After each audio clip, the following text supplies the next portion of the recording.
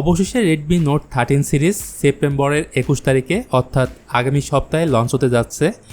এই সিরিজের 3টি ফোনকে আমরা দেখতে পাবো, রেডমি নোট 13, নোট 13 প্রো এবং নোট 13 প্রো প্লাস।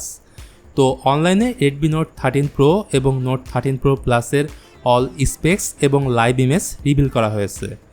সুতরাং লঞ্চের পূর্বেই রেডমি নোট 13 প্রো প্লাস ফোনটি দেখতে কেমন হবে এর ফুল কনফিগারেশনে কথা বলবো আজকের ভিডিওতে। এই পুরো ভিডিও জুড়ে আমি সাথে থাকবো মিথুন।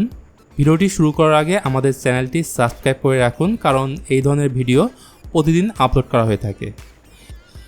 ফার্স্ট অফ অল ডিজাইনে বললে কার্ভ ডিজাইনের সাথে রেডমি নোট 13 প্রো প্লাসের পেছনে ব্যবহার করা হবে ভিগান লেদার ফিনিশ এবং সাইড ফ্রেমটি থাকবে প্লাস্টিকের।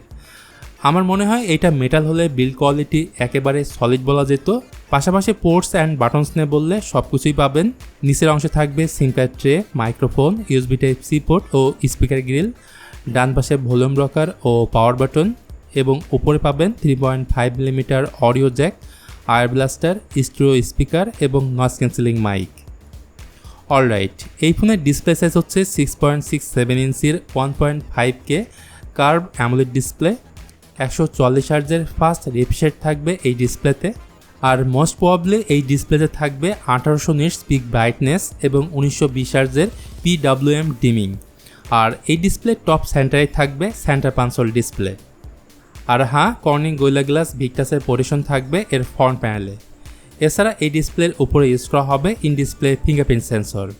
সোজা কথায় আপার মিড বাজেটের ফোনে ডিসপ্লে আউটপুট যেমনটা হয়ে থাকে আশা করা যাচ্ছে তেমনটাই হবে।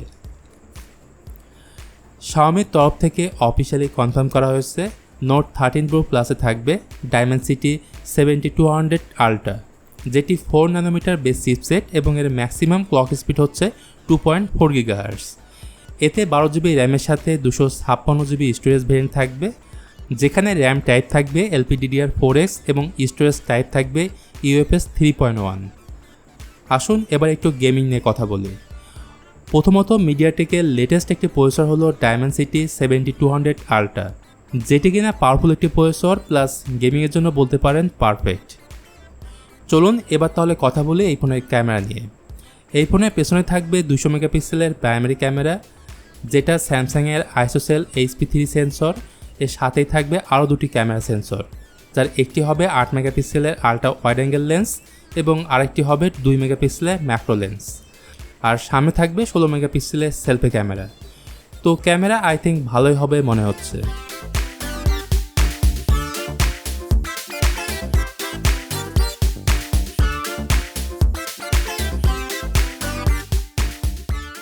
ক্যামেরার পরে কথা বলবো ব্যাটারি নিয়ে। এতে থাকবে 5000 মিলিঅ্যাম্পিয়ার ব্যাটারি এবং 120 ওয়াটের চার্জার। বন্ধুরা, প্রাইসের প্রসঙ্গে আসলে সেপ্টেম্বরের 21 তারিখে এই ফোন চাইনিজ মার্কেটে লঞ্চ হবে। দেখুন, প্রাইস তো এখনও অ্যানাউন্স করা হয়নি, কিন্তু লিকস অ্যান্ড রিমার্স এটাই বলছে এই ফোনের দাম বাংলাদেশি টাকায় 40,000 টাকার আশেপাশেই হবে। আর আপনার মতে বিল্ড কোয়ালিটি, ডিজাইন, স্পেসিফিকেশন দেখে প্রাইস কেমন হতে পারে জানাতে পারেন কমেন্ট করে। তো এই ছিল আজকের ভিডিও রেডমি নোট 13 প্রো প্লাসকে নিয়ে। তো আজকের ভিডিওটি এখানেই শেষ করতে হচ্ছে। ভিডিওটি ভালো লাগলে please hit the like button, share করতে পারেন আপনার বন্ধুদের সাথে। আজকের মতো আমি মিথুন এখানেই বিদায় নিচ্ছি। দেখা হবে অন্য কোনো ভিডিও নিয়ে খুব তাড়াতাড়ি।